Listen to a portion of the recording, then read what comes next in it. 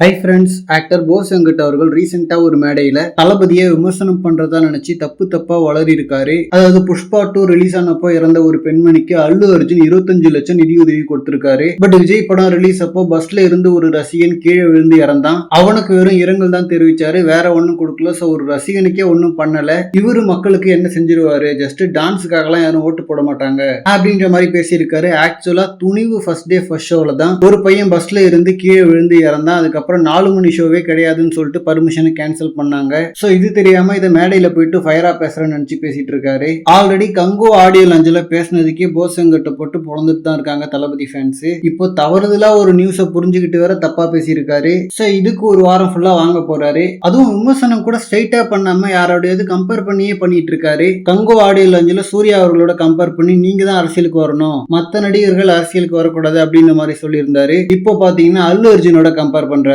First of all Allu Arjun Pushpa 2 first ஷோவா அந்த மாதிரி ஓப்பனா போய் பார்த்ததே தவறு. ஏன்னா நார்மலா ஃபர்ஸ்ட் ஷோனாலே ஃபேன்ஸ் வந்து ஹைப்பரா இருப்பாங்க. சோ அதுல இந்த ஆக்டரே வரும்போது கண்டிப்பா இந்த மாதிரி அசம்பாவிதங்கள் நடக்கும். சோ அவரோட போயிட்டு தளபதியை கம்பேர் பண்ணிட்டு இருக்காரு. அண்ட் நல்ல வேளை துணிவப்போ பஸ்ல இருந்து கீழே விழுந்த சம்பவம் தளபதிக்கு நடக்கல.